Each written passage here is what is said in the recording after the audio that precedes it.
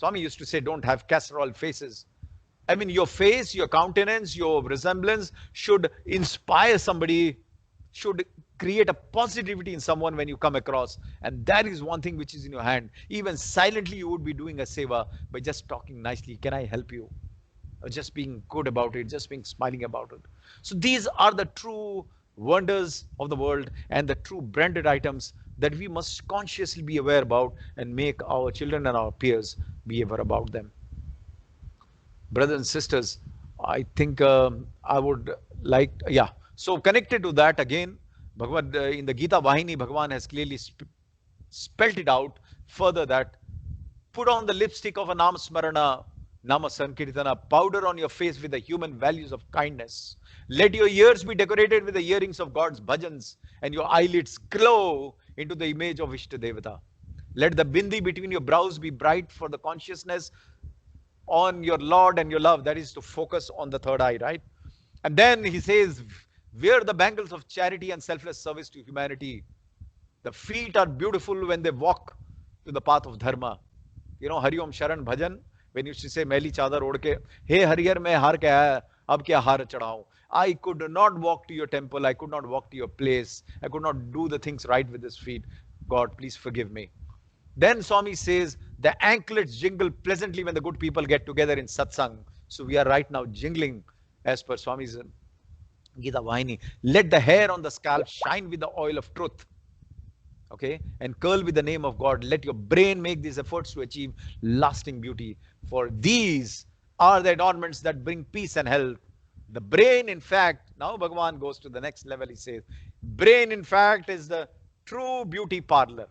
That is the one which is deciding how beautiful we can become. It's not the physical appearances, but the subtleties in each one of these, senses and the organs that we have, how purely we use them to the benefit of mankind, to benefit of our spiritual progression. And that is what defines the seven wonders. That is what defines as the true branded items that we got to use. With that, brothers and sisters, I would now like to welcome Brother Srinath, who has been one of who's the youth coordinator, and he's been such a silent worker, helping out in all the SSC classes, into various maid seva. We had maid seva on Sundays, doing a marvelous job, both brother and his wife Shubha. So thankfully, when I approached him yesterday, he agreed to be a part and share his part of his journey with Swami with us. So I leave it to Brother Srinath. Why don't you come in, introduce yourself, and take over. Thank you, brother. Sairam, everyone.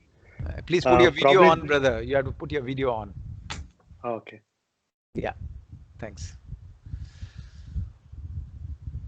Yeah. Sairam all. First of all, thank you, brother Bindu, for setting this platform for all of us to share and get inspired.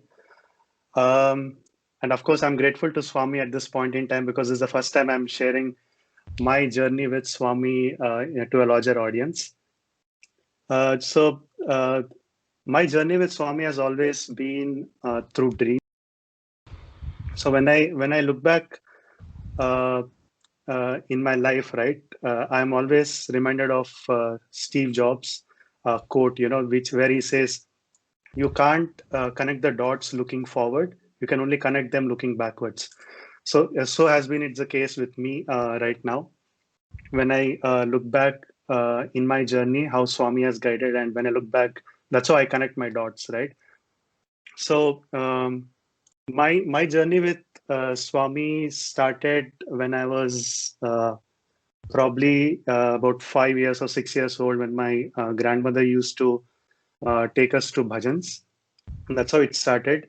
And that's when even I had my first dream of Swami, where I had the darshan of both Shirdi Sai and Swami together in one dream, right?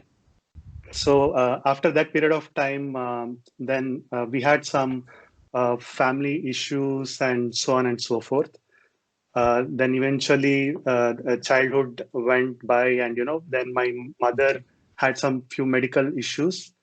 And later in 2002, after a long struggle with the illness, my mother passed away, right?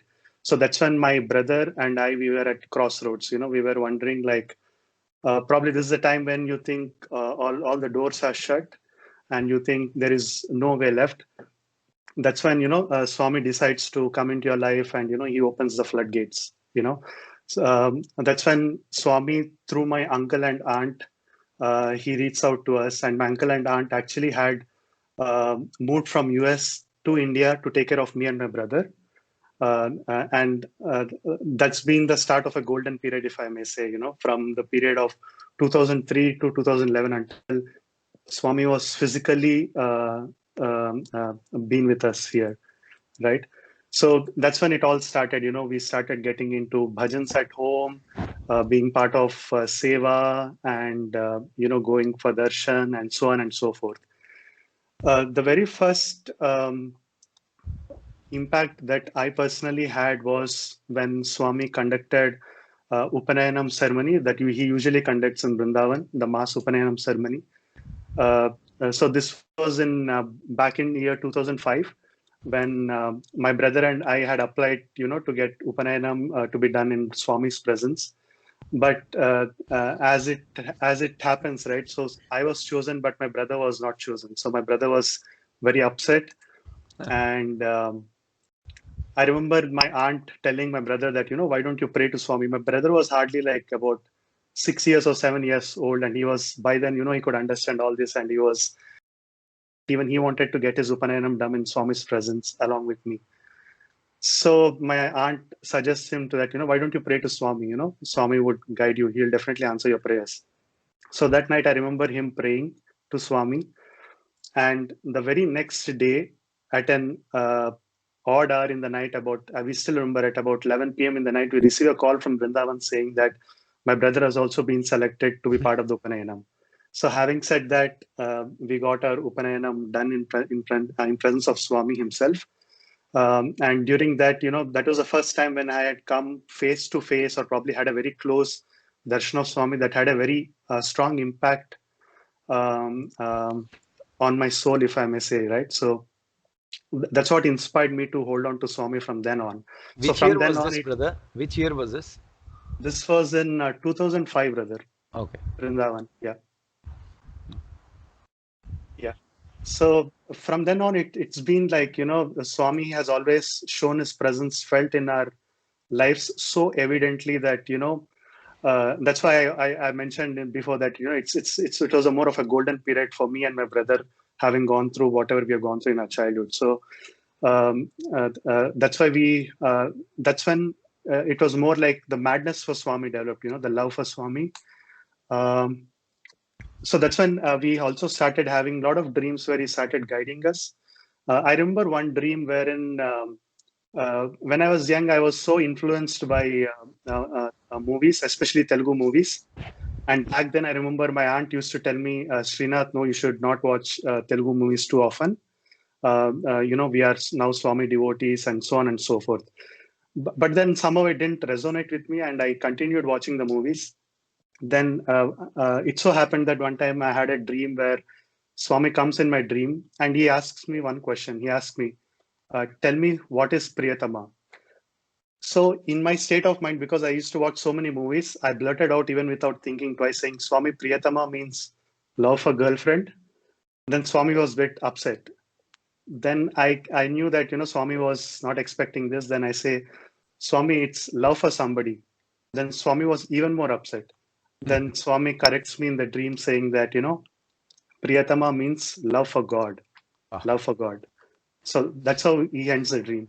So these dreams have had like several impact on my life, like how I relate to Swami or I connect to Swami. One instance that also comes to me, how Swami has literally, in spite of my shortcomings, especially during the time when 12th standard is considered quite a peak in a student's life, especially in India. I was not doing well in my academics because I was so engrossed in being in bhajans or even reading Swami's literature and stuff. I remember those days when, because I didn't want people, to scold me at home, so I used to keep Swami's books within my engineering books, and I used to read all Satyam Shivam Sundaram and whatnot, right? So I was so engrossed in Swami's literature back then. So there came a point where, I gave all entrance exams and I couldn't clear anything to get into engineering. And I had only one exam left, which was the Karnataka state entrance exams for engineering. And I had to do well.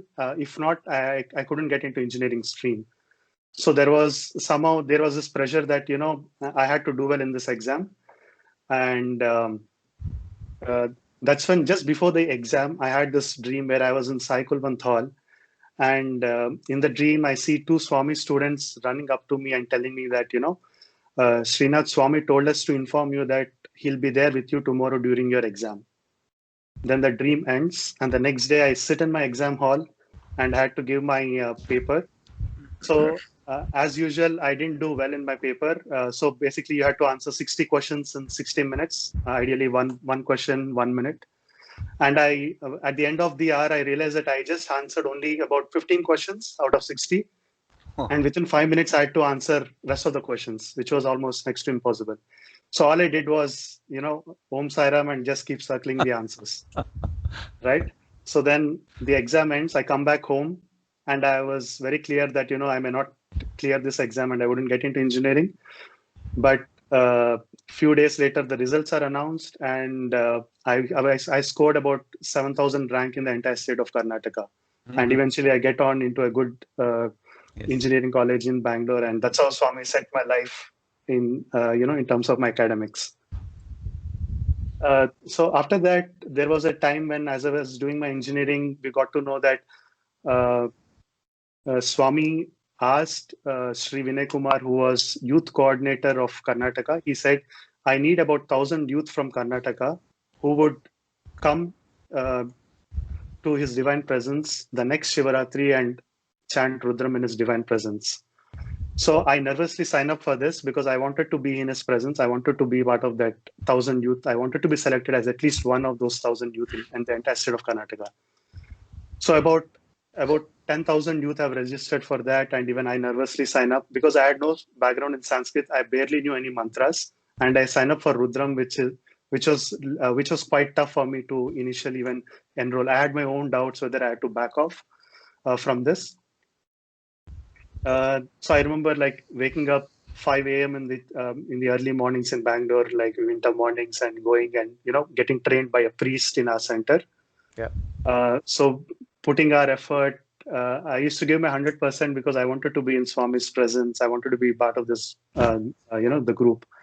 So fast forward to the month of, so this enrollment happened in August, and fast forward to the month of September, I had this dream where I was in presence of Swami and my brother was sitting right next to Swami. And my brother gets up on his knees and tells something in Swami's ear. And Swami gives him a nod, and my brother asks me in my dream, hey, come on, chant Rudram, chant Rudram.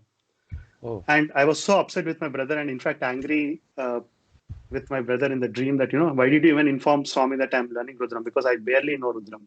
Mm-hmm. And the dream ends and I continue learning Rudram. And fast forward to next year, in the month of March, early March, in the year 2008, I believe. So where all of us, I was selected to be part of that 1,000 youth who would chant Rudram on Shivratri day in front of Swami. So we were accommodated in the sheds, and there was this rehearsal where we had to chant, and quite eminent priests who conducted Atirudra Mahayagnam in front of Swami were part of that group, who were selecting or probably pointing who would sit where in the Kulwant Hall when we would be chanting the Rudram. So as we were doing our rehearsal, they were going around noting down the numbers, our ID card, who's chanting, how is he chanting, and so on and so forth. So the next morning, we were seated in the Kulwant Hall at 4 a.m. in the morning, and there is this person, volunteer, who comes and he says that he comes and reads out the numbers and seating arrangements for those people who would be sitting where, Then suddenly the 10th that I remember vividly that, the 10th number that he called was my number. I was like shocked because I never expected, because there were, as far as I know, in that 1,000 youth, there were very prominent people who could chant much better. They were very much into Vedam and, chanting and very prominent, I would say, in terms of the way they would chant. And I was barely like a beginner, So I was very shocked. I was like double checking my number. Is this the correct number they were calling? Then it happened that I was the 10th person who was selected, and they take us, and I was seated right in front of where Swami usually sit for darshan. So I was in the first row. I was seated there. We were waiting for Swami, and then Swami comes for darshan. He passes by me. Then, as Swami enters the interview room, there is this person who comes and sets mic. So in the entire row of about 25 to 30 people, that person comes and sets two mics, one in front of me and one in other person who was like probably 5 or 6 people. Then I was so nervous, I thought I didn't deserve this because I barely know Rudram, and I just learned it or probably mugged up just to be there. And I pushed my mic aside saying that, hey, I can't chant on the mic because I've just learned it for the first time. Then then my neighbor agrees that, he would chant it on the mic. But the person who set the mic, he comes back rushing to me and he gives me a stern look and, probably like pointing the finger at me saying, no, you're going to chant the Rudram on the mic. So he pushes the mic back to me and he goes back. Then Swami comes out of the interview room and he's seated down there, and all of us chant Rudram in front of him. And all of a sudden, my dream starts playing in front of my, in my mind's eye, where I'm sitting right in front of him and I'm chanting Rudram. And the same dream that occurred to me about 7 months back, where I'm sitting in front of him and my brother asked me to chant Rudram in front of him. So that was, so in that way, like Swami has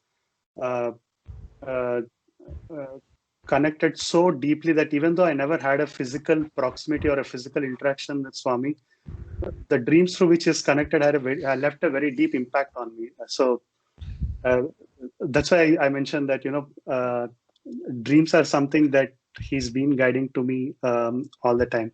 I also vividly remember one dream where I was in a temple, in a Shiva temple, where there was this priest and I was praying in that Shiva temple, and I see an orange beam of light in that dream. Then the orange beam of light eventually vanishes. Then the priest comes up to me and tells me in Telugu that Talli Tandri Anta Aine Neeku, meaning to say mother and father, he is alone for you.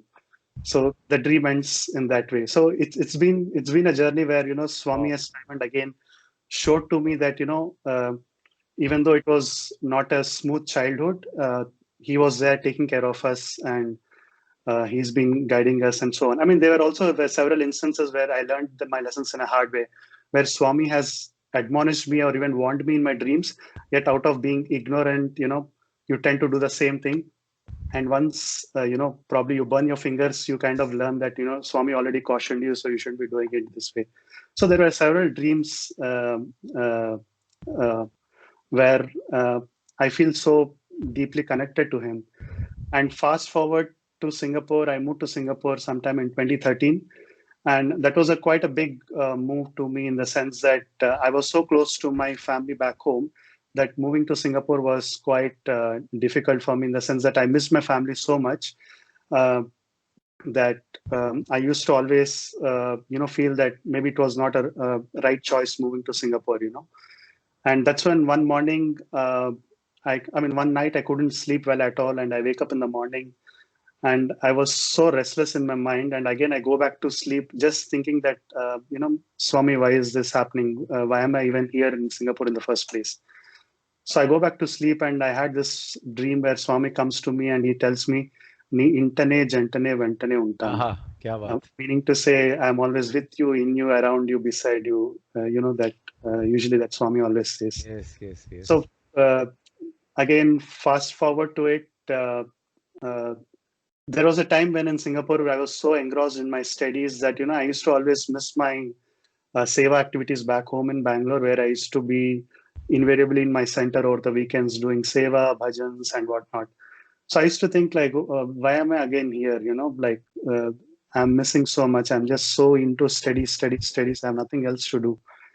Then, as I say, right, when you ask God something, He'll give you so much at once at one point of time. So right now, for past 2-3 years, I've been so busy at this center, unlike few years back when I was thinking, what am I doing here?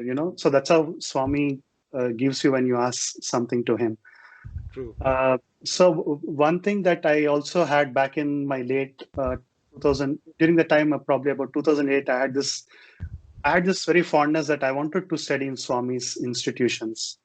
I wanted to be part of him. I wanted to be in his proximity. That used to be uh, very inspiring. Whenever I used to see Swami students, I wanted to be one. I wanted to be in that physical proximity of Swami. So there were a couple of dreams where, I in the dream Swami appears and I go to him and say, Swami, I want to be a student. Then he says, so be it. Then there was one more dream where Swami was in his chair and I approach him and I say, Swami, I want to be your Sai student. Then he says, yeah, tisko, take it. And he picks out an application forms and gives it to my hand. But I don't know. So what I feel is I gave a lot of exams in Swami's institutions, but I never cleared one. But again, as I mentioned, the Steve Jobs quote, when I look back, probably it has a very deeper significance. Probably Swami wants me to be a Sai student in life of his teachings and so on and so forth. Having said that, I'm doing my best in being that. And there were days when you fall down and when he picks you up, he guides you. So I'm just trying my best to be that Sai student that he already handed over to me as a promise. So, I mean, I want to end this short sharing here with three simple stories that have affected me personally, especially during this time of Corona, as brother you were suggesting yesterday, right? Yeah. So number one is, I think during this Corona time, I think it has affected everybody. Whoever we talk to, I think the Corona has literally changed everyone's life. Probably it has literally flipped it around, like the things that you would normally do, you're even unable to do, or you would think twice doing it, right? Yeah. So one thing that made me realize was being grateful during this period, which is very important that I realized during this time, because whenever we used to go to Parthi, my uncle used to always take us to those sheds where old devotees of Swami permanently reside there.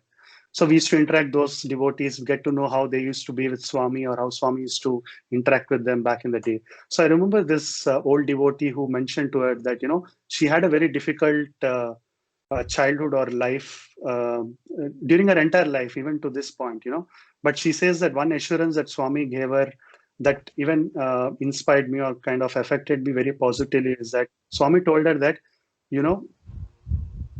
Swami comes up to her in one darshan and tells her that I know that you're struggling in your life. You have so much karma to burn out. I won't promise you that I'll wipe out your karma, but I will promise you that I'll give you so much strength that you wouldn't even realize that you're going through that karma or through that. Yeah. So that is something that has stuck to me, So even though you feel you're going through such a difficult challenge, I think being grateful for whatever you have and having this assurance in mind would help. And it has helped me personally. And number two is during this time, I started also listening to a lot of online satsangs. And one satsang that I recollect where this brother shared a very prominent episode. So he used to be with Swami in his room back in early 80s. So in this incident where he and one more brother were massaging Swami's feet in his own room, and Swami was engrossed reading the letters of devotees, and he was reading, he just kept, putting the letter aside, picking up a new letter, reading. So apparently Swami was so lost in reading his letter that Swami was talking to himself. So he meant that, as he was reading the letter, he was telling in Telugu that everybody is asking me, they're only asking me, Swami, give me a job, give me this, give me that. But not even one letter that says, Swami, thank you for what you're giving to us. Thank you for this. Thank you for that. So I think that's what I meant, being grateful, especially during this time, that for whatever we have, the job that we have, for having, the meal on the table.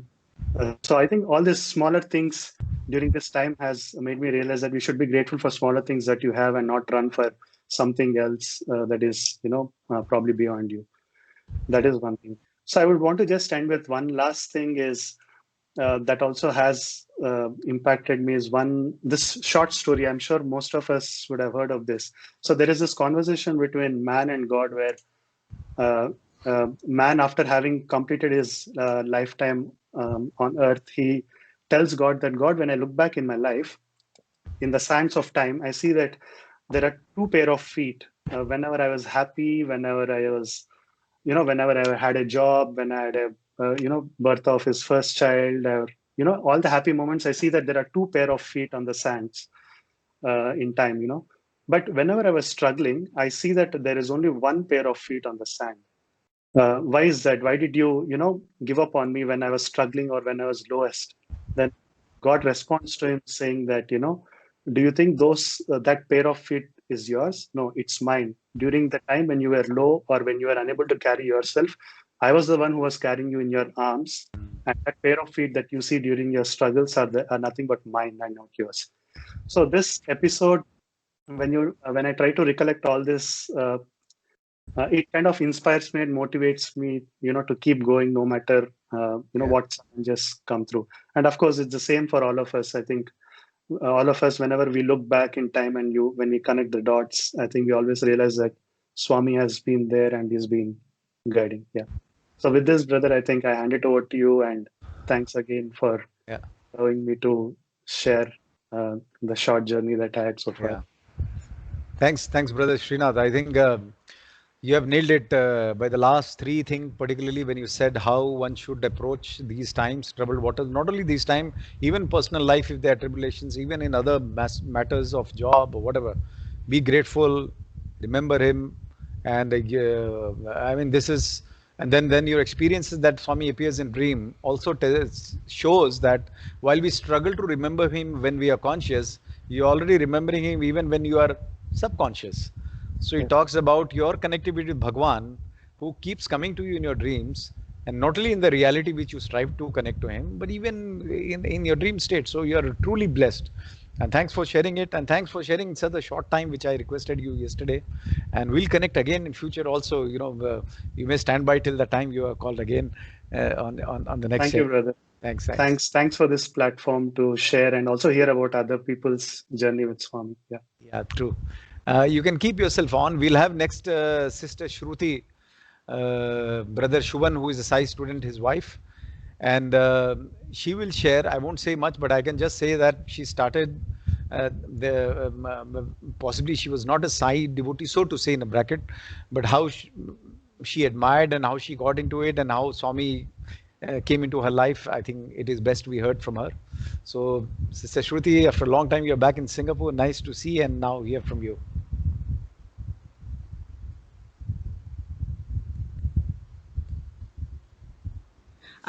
Sairam, brothers and sisters, I'm just trying to turn on my camera for a moment. Just please do that.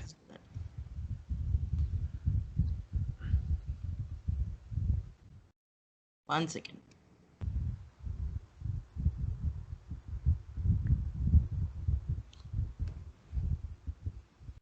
Seems Shubhan is not helping. He's a multimedia expert. He's I don't know. I'm just calling him.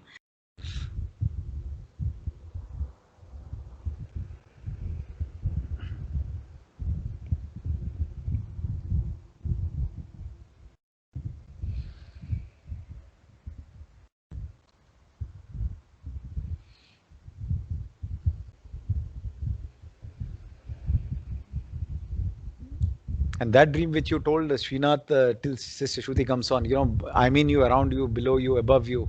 It's such a reassuring dream and a thing which tells us that he is omnipresent. We just need to 100% believe and have faith in that. What he has shown. Yes, brother. So, brother Bindu, actually, as Srinath told, to get the opportunity for seva, it's an important thing. Yes. Right? Yes. So we should find for that. People yes. really mean there are two things, right? You should be eligible for that. It is not that everybody will get opportunity, even if you true. Right? So yesterday we were discussing about one of that, right? We normally, one of the seva activity we used to do where there was no corona was our Saturday cooking seva. And there we used to get 20-30 people, our devotees and friends. And that was really a charging moment for us, and we also satisfactory. But it was not happened for the last 1 year from January, because we were in the 10th year of our service, and we were all worried. What will happen? Our service, we are put all the utensils, we kept everything in our dormitory, and it is not proceeding. Our friends and our group people are very worried. But we got an opportunity in temple where we got to do real save means you are really getting exhausted till the last drop of your energy. Yeah. It is not like that we are doing a seva. The seva is when such an extent that how many times you told yesterday, I'm going to die. Okay. Yeah. This means that I'm taking the last drop of our energy is taken out. Okay. One thing. Second thing, and that it is being served to thousands of devotees. It's not only to the devotees. The food is being served at the dormitories. Yeah. Normally they are serving 500 hours. We used to serve 500-hour food in dormitories. Yeah. But now temple is also doing the same thing. They're also serving. Other than the devotees in temple or related to that, they're also distributing the food in the dormitories of 500 hours. Yeah. So that means, in a way, indirectly, he is giving us an opportunity which we are paying for, really sincerely asked for, right? Yes. So he's the master. There is a master plan behind everything. Whether it's a corona doesn't matter. Don't get of that. He know what is best, and for correct. Okay, Shruti is back. Thanks, brother. He brought a pertinent thing saying that 500 packets are exactly what we used to cook for dormitory, and the temple also is sending 500 packets. So message Swami is giving is that it is not you who decided, I planted you there. And that is why. Thanks, brother, for bringing, and we have Shruti here. So Shruti, once again, a warm welcome. Yeah. We're happy to hear from you. Thank you. And I'm very sorry for the delay. I'm very bad with technology. So simple button in front I can't see sometimes. So Sairam brothers and sisters, and I think I'm the least qualified to speak here, because I think I have, and brother Srinath in before me, such an inspiring story. And even if I got that kind, I mean, the kind of grace Swami has showered on people, and especially Srinath, and I know Srinath because he's a very, very close friend and a brother to me. But I didn't know a lot that he shared, so it was beautiful. And thank you so much for sharing that, brother. But I think I'm the newest and the tiniest member of the Sai family, because my experience has been such that throughout my childhood, I can say that I knew of Swami's existence, and there was a big photo of Swami in our house. But I looked at it for about 16 years, but never saw him. I just looked at the photo. But we were just talking, and brother was telling a while ago, how do you see Swami? But sometimes you don't have to see Swami. Swami sees you anyway. So I think he was seeing me, and he must have thought, he did see, I must have seen all the gimmicks that I do and say, no, this girl is very cute. Let us see what is going to happen to her tomorrow. So it was very interesting. So I will start my experience with Swami with...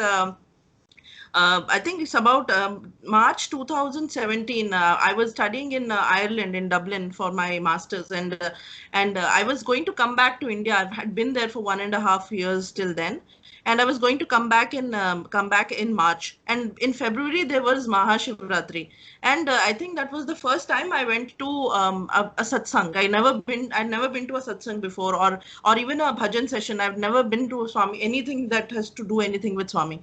So I just went because one devotee was there. He was a professor in Trinity College, and he was just he had a thing. And the reason, I will be very honest, why I went was for free food. So any student who's lived abroad knows that they crave for food which is not cooked by them. So I went, and I enjoyed the bhajan session. It was beautiful. After a long time, I was connecting with a group of Indians, because there are not many Indians there. So and there was this one gentleman who was a Telugu person, and I think he found from somewhere that I am Telugu. So he came to me and he introduced himself, and he was talking in a very loving way. And he suddenly looked at me and said, something tells me, sister, that something good is going to happen to you in 3 months. And I was like, this is a very random number, 3 months. Like I had nothing planned, and I know that my parents wanted me to get married, but I knew that it's not going to happen, and not under my watch for sure, for another 6-7 months. But for me, it was very different experience, and I was like, okay, fine. He wishes me well, and I said thank you, and I went. And you will not believe it. From the time I came to India, it was in March. From March, by mid-April, my marriage was fixed with Prashant, who is a Swami student. So the moment I heard that, I was like, okay, this is something else. This was not planned. And then it was from then onwards, and I was like, okay. Then I was like, it's okay. It can just be a coincidence. It's fine. And I was always apprehensive before marriage, because I sat with Prashant and I had a lot of talk about it, and I did tell him that, I'm not from this kind of world, and I've never been to bhajans. I come from a very different background. My background is very liberal, because my father is an army officer, and I had been to that world is totally different, like to polar opposite to what this world is. So I had told him that this is my life, this is how it's been. He was like, see, I am a follower, you don't have to worry about anything. You don't want to do it, you do not do it. It's not going to affect our relationship in any way. And I think that was pretty big of him to do that, because he could have definitely gone for a student or something like that, but he said, I'll give you your space, just that I'm into it. So that this time goes to the center. So I was like, it's totally fine. But I one small incident, first time I spoke to Prashant, he told me about the Helper Seva, and he was with the laptop Seva with that service. And for a fleeting moment, that thought crossed my mind that, oh, how nice it would be if I was a part of it. And that time nothing was fixed. It was my first conversation with Prashant. I had not even known anything.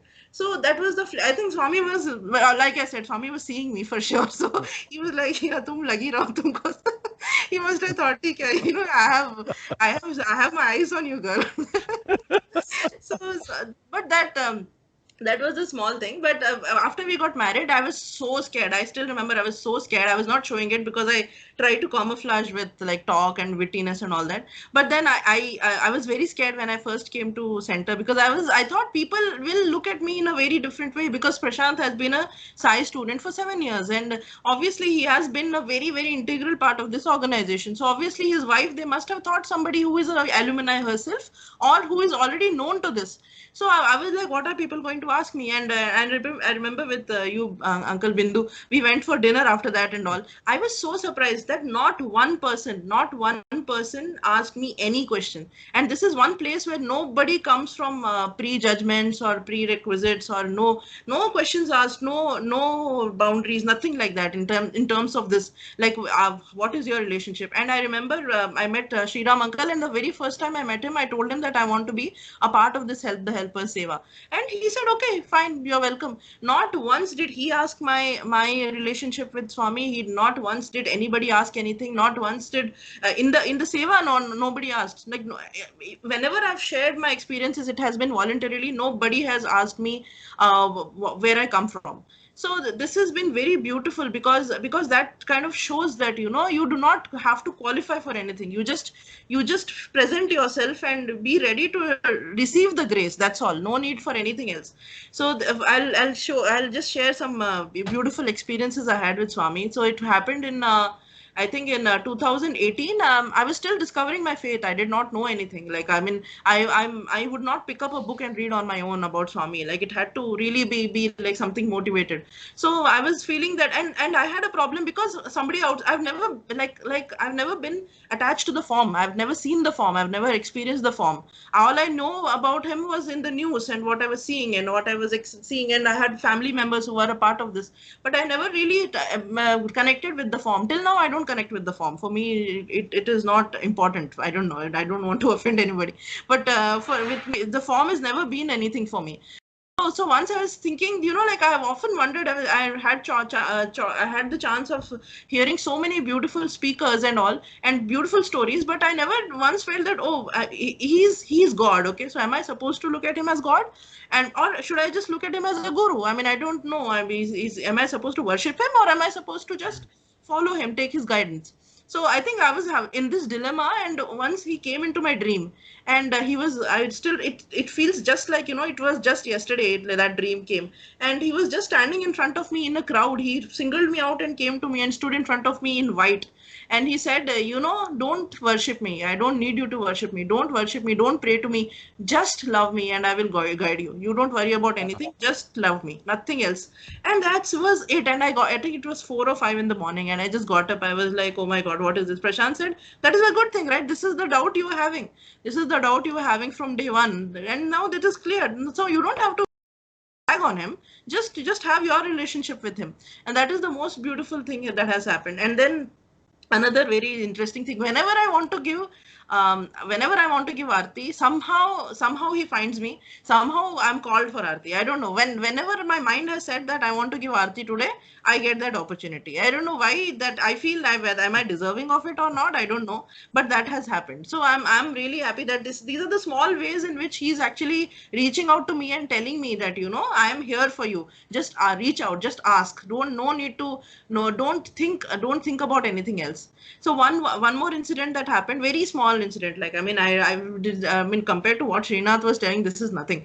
But a small incident, and for Swami, there is no small or big thing. Yes. So once it just happened that I had to get my wisdom tooth removed. That is the simplest procedure. Like it's nothing great about it. But I got my X-ray done, and there was some complication there. There was I had to it was going through a nerve, so it was a bigger. So I had to get a CT scan there and all that. So a small issue became very big because there was some complication. So I showed it to my auntie who is in US and all that. They said, you know what, Spurti, be prepared for a 4 to 5 hour session of with the dentist. And I was totally, they said they'll cut the bone. I don't know what all they'll do. I was like, okay. And she's an expert. So I was like, okay. Then before that, I'd been to my first visit to Parthi. I prayed that Swami, please don't give me too much pain, because it was like such a small thing. Like in hindsight, it is a small thing. But I went and sat there in the chair, and I've never asked for Swami for anything except strength. All I need is only strength. I don't need anything else. Just need the strength. So I just sat and I said, I just chanted Sai Gayatri 3 times. That's all. And the whole issue, nobody will believe it, just got over in 3 minutes. 3 minutes, he went, that dentist went and he just pulled it out. And he was like, see, this is your tooth. All this, like months and months of drama for this. I was like, oh my God. And then I was really surprised. And this is such a small incident. People have gone through so much with him, but this was such a small way. And one bigger incident happened when in last birthday, Swami's birthday. So people who are close to me, they will know this. So what had happened was on Swami's birthday, me and Prashant, we got this rare opportunity of giving Aarti in the afternoon. And it was something else. I was not expecting. But Uncle Shriram messaged. He said, you have been selected for giving Aarti. So I was very happy, and we took a cab and we were rushing to the center and all. And in that thing, I was hoping the driver should go faster. He should go faster. I was telling that he should go faster. He was going at a normal speed. What had happened was on the AY, which is just next to our place, one car stopped in front of us, and it's not a good thing that a car stops on a freeway. One car stopped in front of us. The driver went and he slammed into the car, and there was a Ferrari which came and which slammed into our car. So sandwiched between two cars, and it was a very big kind of a thing. And luckily the car's boot was big, so it didn't affect us so much, but it could have been a serious incident. It could have been a very serious. So the ambulance was there immediately. First thing that crossed my mind was not anything else, just that I cannot give Aarti right now. So I messaged Uncle Shriram, and he called me immediately. He said, what is wrong? What is up? Should we come to the hospital? I said, no, there's nothing wrong with it. It's just that I will miss the Aarti. And that was pinching me a lot. I missed the Aarti. On Swami's birthday, I missed the Aarti. I felt very bad. And then I went to the center, and I have to say that the Satya Sai family is so beautiful. All of them came rushing out to meet us and what has happened. And Shubha and Srinath and everybody that we know, everybody was so concerned about it. And it felt very nice to know that this Swami has given me such a beautiful family to, look at when I need something. So I went, and in the second level or third level, I think they had Swami's chair. Swami's chair was there, and I went and I prayed. And what they done was they put some personalized messages on the side. So you could just pray to Swami and take a message. So that message would be for you. So you don't know which message you're getting. It's just a bunch of cards there. So I just picked one. And this is something beyond my imagination also. It was written that when I am here, when I am looking at you, you don't have to worry about anything. Nothing will happen to you while I'm here. Wow. That is the message I got, and I still have it. I'm like, what is this? So why me? Like, why am I getting this kind of grace from him? Because I feel that I am the least deserving person to get any grace from Swami, because I come from a place where I have not really been with him so much. But this is one thing which he has taught me, and he has taught me that you reach for the stars. It's nothing wrong. It's good to be ambitious. It's good to be, like realizing your full potential. It's very important you do all that. But what we forget doing that is that we forget enjoying the little moments in life. And for me, the little moments is a small, like going for a bhajan. And generally, Uncle Bindu and will know, we generally go for dinner. The small activity of just going to the bhajan and enjoying a dinner after that, or just having a session like this, sitting and talking about him. And these are the small moments of life which have to be cherished. And you can, I have because of Swami, I have cherished the act of cooking. The small act of cooking can be therapeutic. You don't need to go and get thrills and like go for a big tour or a trip or anything like that. You can have small moments of life which you can enjoy to the fullest. And then when you look back tomorrow, I was reaching for the stars, but I didn't do anything when I turn back after 20 years and I've had nothing. The life has been empty. But if I have small moments, my life would be full of happiness. Tomorrow I can turn back and say that I have lived my life to the fullest. So that's what Swami has taught me. I think that is the most important lesson I feel that I have learned, that enjoy the small moments. Don't worry so much if you cannot. There's always a plan B. He always has a plan B. If not this, there will be something else. But just believe in him. Just cherish just cherish your life through him. That's all I felt. And I think this is the short, because Uncle Bindu will know, you give me a chance to talk, I can talk for hours. But but this is the small the experiences, and my journey is ongoing. I think it will only end when my life ends. But this is a very I'm yet to discover Swami more, I think. And maybe after 3-4 years, if Uncle comes back and asks me to talk again, I will have much more to share. But thank you so much for this opportunity. When Uncle told me to speak, I think I was like, why do I deserve it? How do I deserve to speak? I mean, I'm the least person who is for this. But thank you so much, Uncle. That this is very nice. Very nice. Hi, Ram. Thank you so much.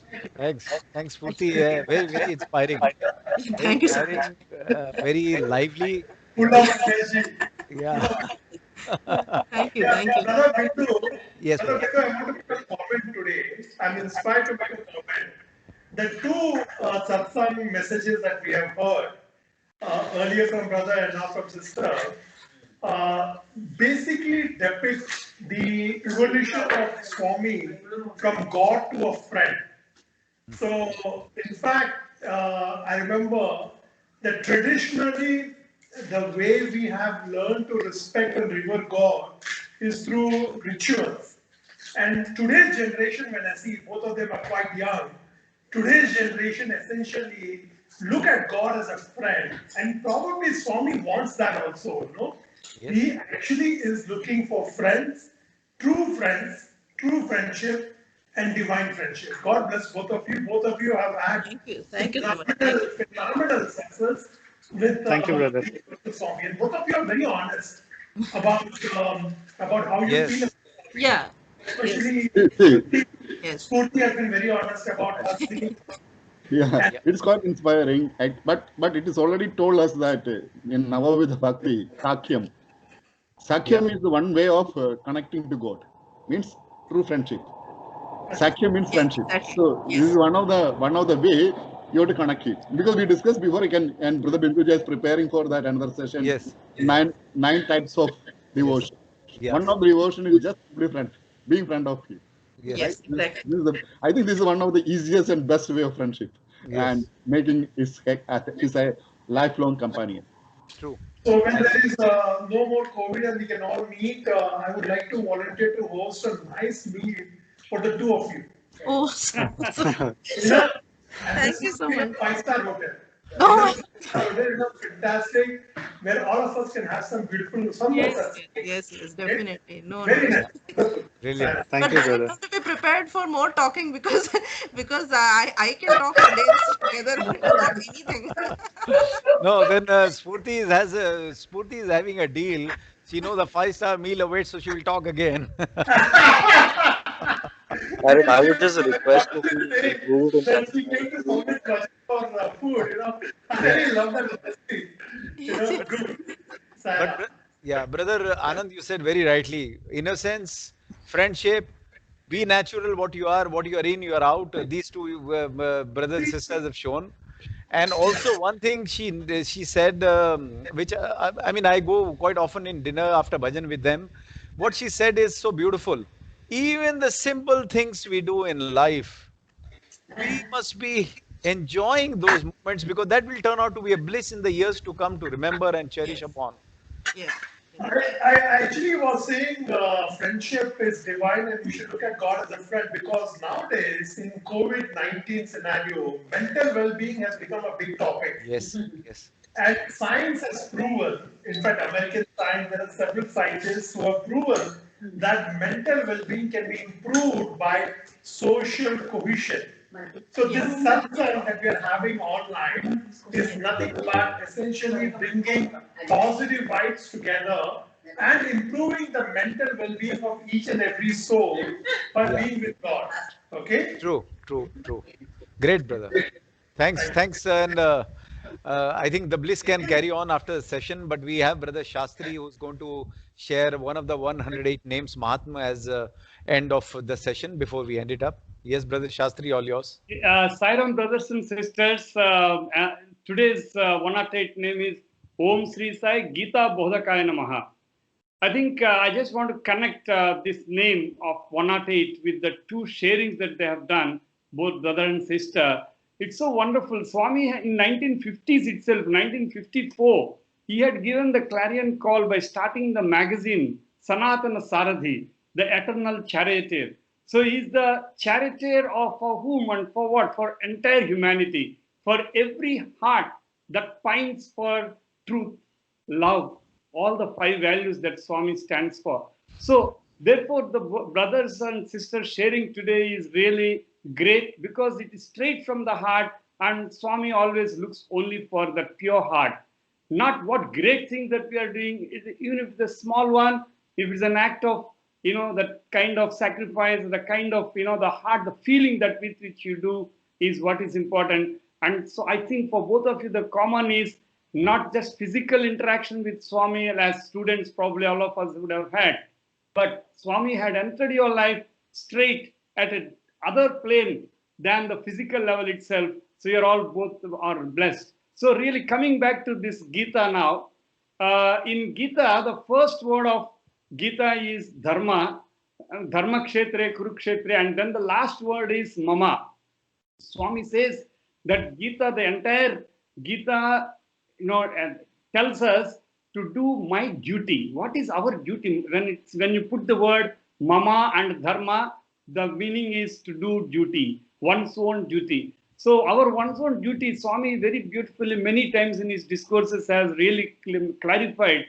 Our duty is to first, being a human being, to ensure that we reach up to the divine level. That is possible through the purity of heart. That purity of heart can be obtained only through having the Trikarana Shuddhi. That is, you have these, Yeah. So, therefore, I think today's talk, I'm really inspired by the two youngsters who have spoken so well, straight from the heart. Sairam, thank you so much. Thanks, thanks. And before we end, I think what we spoke today about branded items, I think these two young Sai hearts, they have all the right branded items that we spoke about. For lips it is truth, and for face is smile, and so on and so forth. So brilliant. Lead the way that you are doing it. Show the light to youngsters who are coming in, because they will resonate well with the youth. The generations resonate with their generations. So I'm sure Swami's mission will go on absolutely unrippled in the future. We end up with Samasta Loka and then Shanti. Om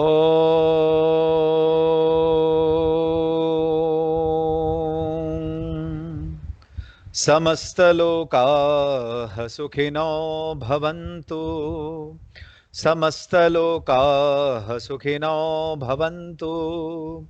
Samastalokaah Sukhino Bhavantu. Om Shanti शांति शांति। जय बोलिए भगवान श्री सत्य साई बाबा जी की जय। Sairam, Sairam, brothers and sisters, have a great week ahead. Have a blessed week. Sairam, thank you. Sairam. Thanks. Thank you, brother. Saram, brother. Thank you. And all the recordings of the sessions are there in this group, so you can always download. I am keeping a record of all the downloads, so that will be great to reflect upon later. Saram brother, what we discussed like that, probably we can start a YouTube Thank you, brother. channel Thank you so and much. put Thank you. all the recordings in that YouTube channel so that Sure. those who are could not get a chance to join. Yes. This is coming from heart of everyone. Yes. I am seeing Murali also after a long time. Hi Murali. Yeah, brother Murali is Sai Ram, brother.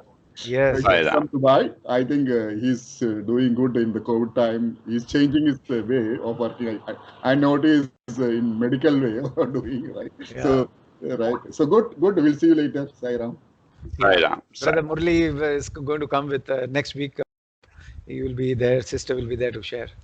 Yeah. Sai Ram. Sai Ram. Om Sai Ram. Thank you for joining. Sai Ram. Sai Ram.